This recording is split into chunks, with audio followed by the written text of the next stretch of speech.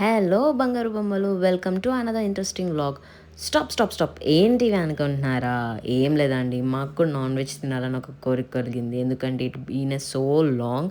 Reason ఏంటో మీకు కూడా తెలుసు, నన్ను కనుక ఇన్స్టాలో యూట్యూబ్లో ఫాలో అవుతే.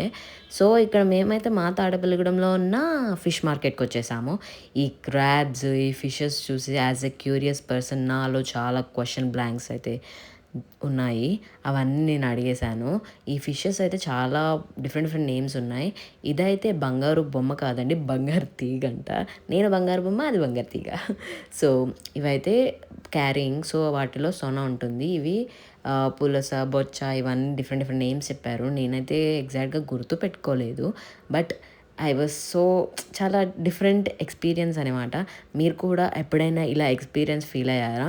పెద్దగా అవుతున్నాం కదా, మనం కూడా నేర్చుకోవాలి. బికాస్ మనం కూడా ఫ్యూచర్ జనరేషన్స్కి పెట్టాలి కాబట్టి. ఎంత పెద్ద చేపల్లో ఈ బుడ్డి చేప అయితే చాలా క్యూట్గా కనపడేది పాపం. కానీ ఇదైతే గిలగిల కొట్టేసుకుంటుంది.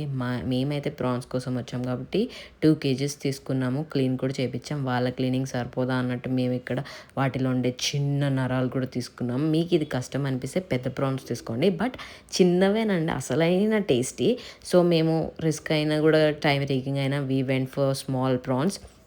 ఇక్కడ దుర్గేష్ గారు నర్వ్ తీసి ఇచ్చిన వాటిని నేను ఫుల్ డీప్ క్లీన్ చేస్తున్నాను. ఆ డీప్ క్లీనింగ్ ఎలా అంటే, కొద్దిగా పసుపు, కల్లుప్పు అలా వేసుకుంటే మనకు ఆ నీచు స్మెల్ అనేది రాదు. కుక్ చేసాక కూడా వస్తుంది. అది రాకూడదంటే ఇలా క్లీన్ చేసుకోవాలి.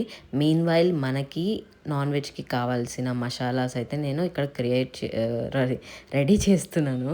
ఈ కార్పొరేట్ లైఫ్లో క్రియేట్ అనే వర్డ్ అలవాటు అయిపోయి ఇక్కడ కూడా వస్తుంది. Forgive me. ఈ మసాలాకైతే బేసిక్గా కావాల్సిన మసాలా సరుకులే ఇంట్లో ఉండేవి, బిర్యానీ సరుకులు. అవి ఏంటంటే ధనియాలు, జీలకర్ర, ఆల్ మసాలా బిర్యానీ సరుకులు, లవంగాలు, ఇలాచి అండ్ ఈ డ్రై మిర్చి, ఎండుమిర్చి కూడా వేసుకుంటే మనం దమ్ బిర్యానీ చేసుకున్నప్పుడు కారం యాడ్ చేయం కాబట్టి ఈ మసాలావి సరిపోతుంది. అండ్ ఇప్పుడు మనము వీటిని డ్రై రోస్ట్ చేస్తున్నాం అనమాట. డ్రై రోస్ట్ ఎలా అంటే మాడిపోయే వరకు చేయకూడదు అండ్ ఆయిల్ కూడా వేయకూడదు. ఇది చేసుకున్నాక మనం మిక్సీ పట్టేసుకుంటాను. నేను ఓన్లీ మసాలానే కాదు, అల్లం వెల్లుల్లి పేస్ట్ కూడా ఇంట్లోనే రెడీ చేసుకొని స్టోర్ చేసుకుంటాను ఫ్రిడ్జ్లో. ఇవైతే నేను మార్కెట్లో 1/2 kg తీసేసుకొని క్లీన్ చేసుకొని చేసుకున్నాను.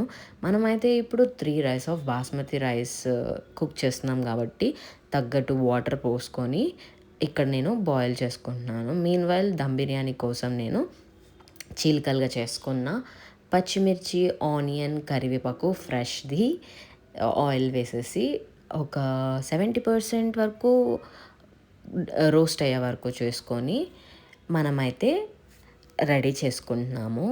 పక్కనే నేనైతే బాస్మతి రైస్కి కూడా కుకింగ్కి వాటర్ పెట్టేసా కాబట్టి క్విక్గా అయిపోతుంది. అలాగే ఇక్కడ జీలకర్ర, పసుపు, అల్లం వెల్లుల్లి పేస్ట్ కూడా యాడ్ చేసేసుకున్నాను. మనకైతే దమ్ బిర్యానీకి ఆనియన్ రోస్ట్ అయితే రెడీ అయిపోయింది. ఇప్పుడు మనం క్లీన్ చేసి పెట్టుకున్న ప్రాన్స్ కూడా యాడ్ చేసేసుకుందాము. ప్రాన్స్ చాలా డెలికేట్గా ఉంటాయండి. ఎలా పడితే అలా కదిపేయకూడదు. చాలా జెంటల్గా, ఫర్మ్గా ఒక 2-3 డైరెక్షన్లో అలా కదిపేసి ఉంచితే వాటర్ జనరేట్ అవుతుంది. ఒక 2 టమాటోస్ని కూడా యాడ్ చేసుకుంటే చాలా టేస్టీగా ఉంటుంది. ఆ వాటర్ అనేది ఆటోమేటిక్గా కుక్ అయ్యే కొద్దీ తగ్గిపోతుంది. అలా కుక్ అయిన తర్వాత కొంచెం టేస్ట్ తగ్గట్టు ఉప్పు, కారం, మనం ముందుగా రెడీ చేసి పెట్టుకున్న మసాలాని కూడా కొద్దిగా సరిపడానే వేసుకోండి. ఎక్సెస్గా వేసుకోవద్దు. అలా వేసుకుంటే అసిడిటీ అలాంటి ప్రాబ్లమ్స్ వస్తుంది. ఈ మసాలాని మనం ఇలానే కాదు, వెజ్ కర్రీస్లో కూడా వేసుకుంటే చాలా టేస్టీగా ఉంటాయి. మీన్ వైల్ మనకి ఇక్కడ రైస్ అయితే రెడీ అయిపోతుంది. కాబట్టి ఈ దమ్ బిర్యానీ కావాల్సిన గ్రేవీ అయితే రెడీ అయిపోతుంది. కొత్తిమీర యాడ్ చేసేసుకుందాము ఫైనల్ టచ్లో. పక్కనే ఉన్న రైస్ అయితే మనకి ఒక 50% వరకు కుక్ అయిందండి. ఇప్పుడు చూసుకుంటే ఈ గ్రేవీ కూడా రెడీ అయిపోయింది. ఇలా దగ్గరికి వచ్చాక 70% బాయిల్ అయిన ఈ బాస్మతి రైస్ని కూడా మనము అందులోకి షిఫ్ట్ చేసుకోవడానికి రెడీ అనమాట. అంటే మనం బాస్మతి రైస్ ఆల్మోస్ట్ ఒక 50% అయిపోయిందని చెప్పుకోవచ్చు. ఇప్పుడు ఈ షిఫ్టింగ్ ఎలా అంటే అండి, వాటర్ మొత్తం డ్రైన్ చేసేయాలి 70% కుక్ అయిన బాస్మతి రైస్‌లో నుంచి. అలాగా చేసుకోవాలంటే చిల్లులు గరిటె ఉంటుంది కదా! ఆ గరిటె నుంచి తీసుకుంటే ఈజీగా మనము వాటర్‌ని మళ్ళీ వడగట్టక్కర్లేకుండా అలా ఆ గిన్నెలోంచి ఈ గిన్నెలోకి షిఫ్ట్ చేసేసుకుంటే సరిపోతుంది. అలా షిఫ్ట్ చేసుకున్నాక ఇక్కడ రైస్ కూడా ఏమాత్రం విరగకుండా మనం జెంటిల్‌గా అయితే ఎలా అయితే ప్రాన్స్‌ని కలుపుకున్నామో అలాగే జెంటిల్‌గా ఈ రైస్‌ని, ఆ గ్రేవీ కూడా కలిసేలాగా కదుపుకోవాలి. మీన్‌వైల్ మా ఇంటికైతే గెస్ట్ వచ్చారు. ఆ గెస్ట్ మనం బిర్యానీ చేసే వరకు ఉండరు గదా! కాబట్టి నేనిక్కడ ప్రాన్ స్టార్టర్ అయితే చేస్తున్నాను.